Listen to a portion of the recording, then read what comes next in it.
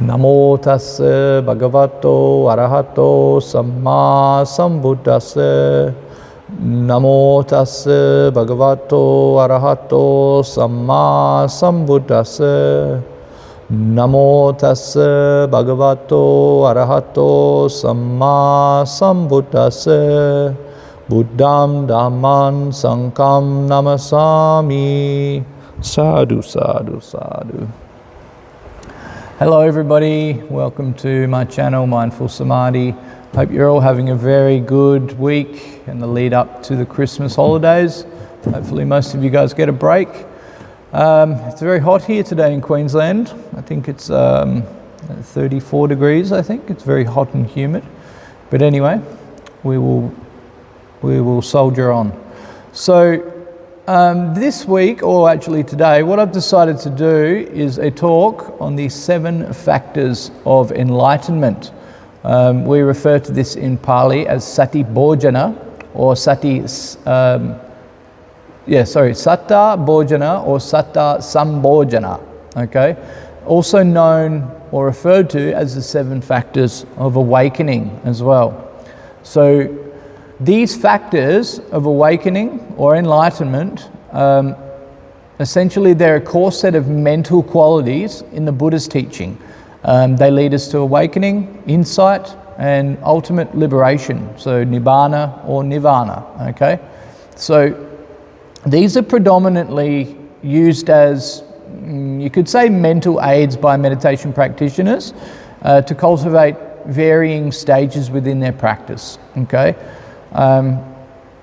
They're part of the 37 aids of enlightenment. We call this the Bodhipakkhya Dharma. They're a comprehensive framework outlined by the Buddha for spiritual development, okay? So these factors are primarily emphasized in Theravada Buddhism. I'm not sure if they're spoke about in depth in Mahayana or Vajrayana, but they're definitely spoke about in Theravada Buddhism. They appear quite extensively throughout the Pali Canon. So, for example, in the Samyutta Nikaya's Bojjhana Samyutta and also in the Satipatthana Sutta, or even the Mahasatipatthana Sutta, they are mentioned, okay? They would be mentioned in other ones as well, but they're just 2 off the top of my head that I can think of, okay? So, with these factors, when these factors are fully cultivated and practiced correctly, they actually counteract things like the 5 hindrances. So those being sensual desire, ill will, sloth and torpor, restlessness, or you could say worry, and then also doubt or skeptical doubt. And what they do is they eventually develop us into a profound state of wisdom and equanimity, okay? So the Buddha actually described these as progressive qualities, aiding in supporting both calm, so samatha, and insight, vipassana meditations, okay? So mindfulness is foundational and, in my opinion, essential. So while the others are cultivated more based on the mind's state, okay? So we can almost break the other 6 factors into subcategories like we do in the Eightfold Path.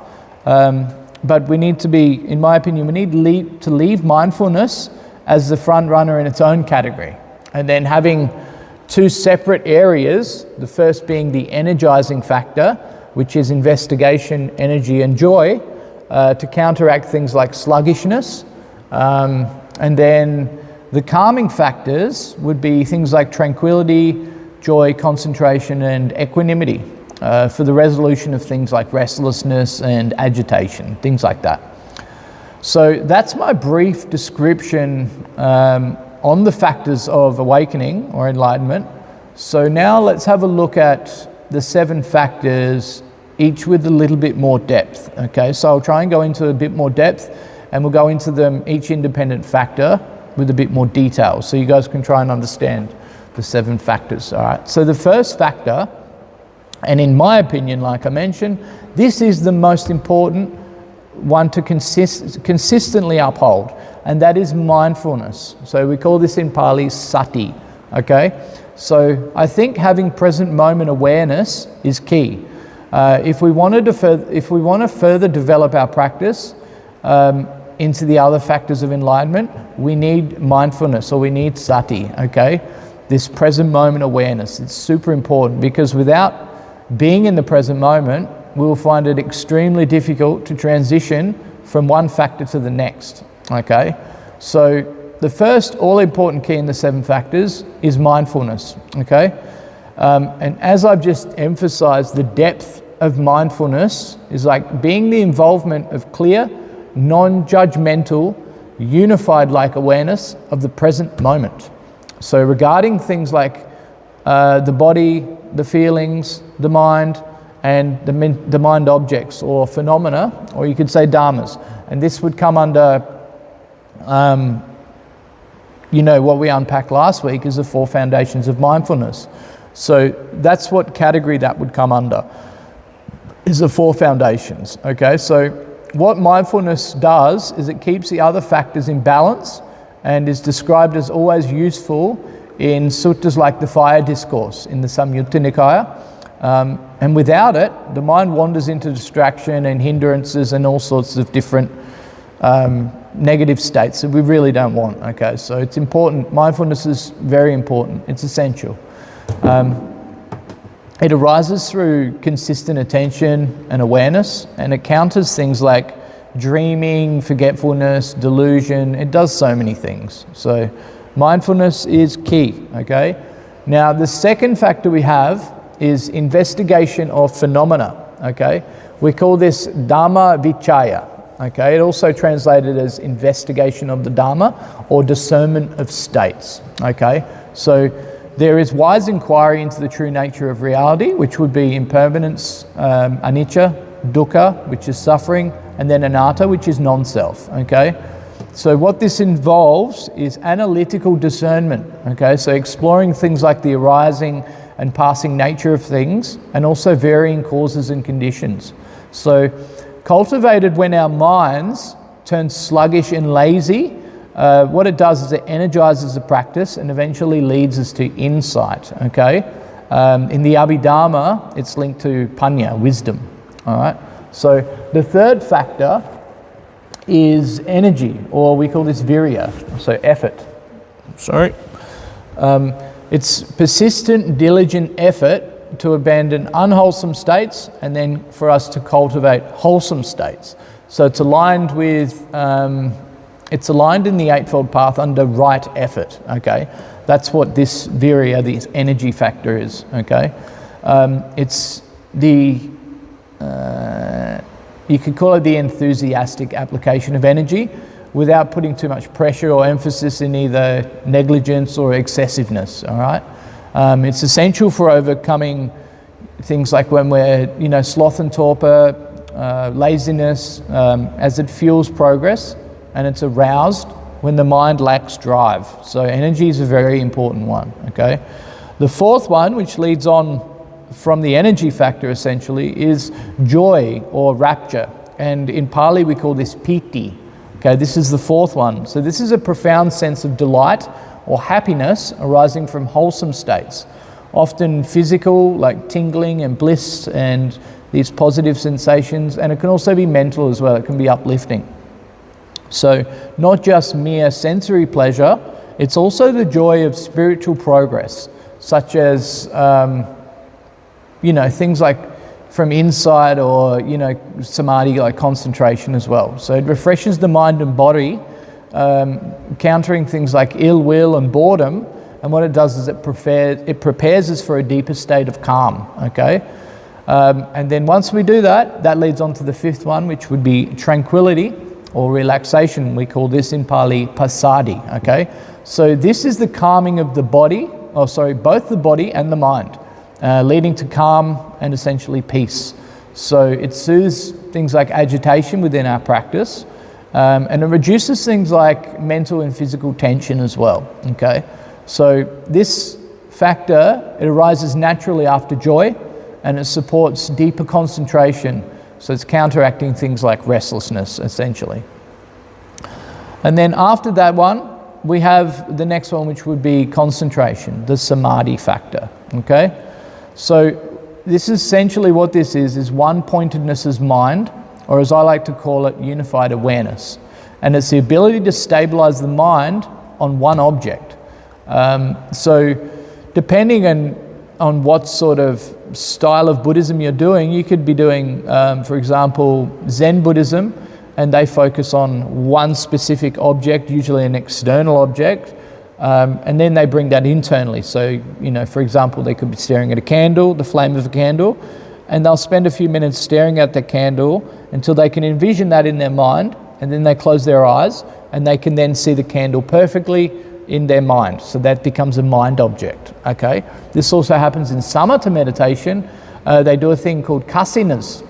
Kasinas, what you can do is they're basically colors, and you can put them on the wall, for example, like a round colored dot, and then you can focus your awareness, like unified awareness, just on that dot until you can picture that image in your mind, and then you close your eyes and then you focus on that. So that also becomes a mental object. And then of course you have the Vipassana side of it, which would be like our breath awareness, which we'd call this anapana, or anapanasati. And the Buddha's done a discourse on this one as well. It's called the Anapanasati Sutta, and that is essentially a whole discourse on the mindfulness of breath in depth and detail, okay? So this one falls under right concentration in the Eightfold Path, the Noble Eightfold Path, leading to absorption states as well, essentially, like things like jhanas. So right concentration, if you do it correctly, can lead you straight into the jhanas, essentially even the fourth jhana. And then even perhaps the arupa jhanas, then the formless jhanas. But essentially the right concentration, if you can harness it, will give you the insight on access to the jhanic states, okay, the absorption states. So built on the previous factor, it provides a clear, undisturbed foundation for insight. So that would be the Samadhi faculty, I think. I think that sums it up. Lastly, we have equanimity, so Upekkha. Now, Upekkha is also very important in my personal opinion and also my practice. It's the collection of even-mindedness, so level-mindedness and a balance amidst life's ups and downs, essentially.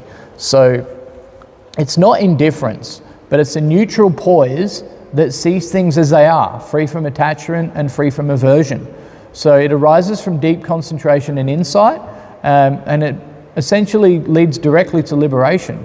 So the best way to explain equanimity for you guys is imagine you have three lines, okay? You have three parallel lines like this. And then what happens is this top line is all the positive, good, euphoric, ecstasy feelings, bliss, happiness, ecstatic, euphoric, all the good things that happen in our life. In the middle, we have all the depressing, negative, suffering, bad things that happen in our life.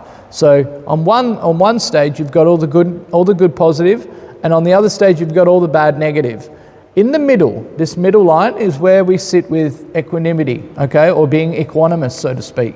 So what this is life will always bring us ups and downs. Once you understand the understanding of anicca, impermanence, and the arising, passing nature of things and life itself, you'll quickly soon understand that happiness is temporary and suffering is also temporary.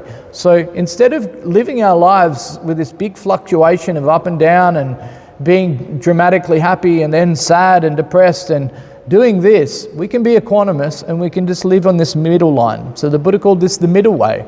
And what that does, essentially, it neutralizes and eradicates quite a lot of suffering in our life. Because what happens is we're still going to have the ups and downs, the ebbs and flows, don't worry, but we're not going to be doing it in such a dramatic sort of sense of the word, and we're going to be staying in this middle lane, and we're just going to have this little flow like a nice little ripple in the ocean, you know? That's what we want, and that's how we want to essentially live our lives, to eradicate a lot of suffering, neutralize a lot of suffering, so to speak. So we don't want to be holding and attaching too much to the happiness, and we don't want to be dwelling too much in this suffering either. We just want to be in the middle path. And that's essentially what I mean when I say equanimity or upekkha. So, yeah, that's to sum up the seventh and the last one, which is upekkha. So each factor within the 7 factors I think are quite obvious. These factors are they're quite interdependent of each other, and they often develop sequentially or like within a sequence, okay? So I like to look at them as aspects like mindfulness bringing rise to spark in things like investigation, which then eventually allows for the arisal of energy, which then in turn eventually leads to joy, tranquility, concentration, and then finally and lastly, equanimity. So that's how I kind of look at those 7 factors. They are independent, but they do sort of lean on each other and fall on each other, categorically speaking, in line with each other. So they're quite good and balanced how the Buddha's listed those 7 factors. So they can be balanced dynamically. So for example, the emphasis on the energizing factors would be like 2 to 4 of the seven factors. For things like lethargy, and then the calming ones being 5 to 7. For things like excitement. Okay, so cultivation occurs through the 4 foundations of mindfulness, the satipatthana, ethical conduct, and then also the practical element of the meditation, which is the most important. Theory is all good and well, but the most practical is doing the practice, okay? But like I mentioned earlier, having the 4 foundations of mindfulness is the key, and that is the first one, is Sati. So mindfulness is very key. But then, you know, like in the Anapanasati Sutta, mindfulness of breath, it really does also perfect all of these factors. Now for our practice, I would personally recommend observing these qualities arising in our daily lives, or even just within our meditation practice. Just constantly having this observation and awareness, and just observing these 7 factors, okay? So, if need be, then intentionally lean into the appropriate ones. For example, using qualities like the energizing factor, if you have, you know, no motivation or low motivation, and the calming mind for like anxiety, under the guidance of mindfulness, okay? So under the guidance of Sati. So reciting or contemplating them, as in the Bojjhaṅgā Sutta, is traditionally used or was used for healing physical and mental ailments. So back in the Buddha's day, disciples, they actually recovered from illnesses just upon hearing these. So they're very powerful. And when matured, these factors lead to the supramundane path, realizing the 4 noble truths, and then in time eradicating defilements altogether. So these teachings, they're expounded like 2,500 years ago, and they even remain practical to this day for things like modern mindfulness and mental well-being, essentially gaining inner peace and panya, or wisdom. So they're super important. That's why I thought I'd mention them today. But again, I reiterate, I think the 4 foundations of mindfulness is really the forerunner and the most important to understand. You can have a look at that in the Satipatthana, the Mahasatipatthana Sutta, the Anapanasati Sutta. They all list the 4 foundations of mindfulness. So super important. But the 7 factors of enlightenment or awakening are also very important, because you might come into your practice feeling a certain way, and you can use one of these independent qualities or factors and use that as your focus or your object in your meditation, essentially. So if there's one that you're lacking, you can use that, for example, in your practice, okay? So that's all for today, guys. That's the 7 factors of enlightenment or awakening. I hope you guys liked my video and got some positive things out of that. If you have any questions, feel free to leave a comment or send me flick me an email. That's perfectly fine. I hope you all have a lovely weekend. I will probably be doing another couple of videos next week, and then maybe that Christmas week might have a break, I'm not sure. But we'll see how we go. I might push on through. But I hope you guys all have a lovely Christmas and a happy New Year regardless. I'll say that now, even though we're not quite there yet, but I hope you all have a lovely Christmas and New Year's, and I hope most of you, if not all of you, get some holiday time with your family and friends. Okay, so te rawan saranai, blessings from the Noble Triple Gem, and I will see you all next time. Sadhu, sadhu, sadhu.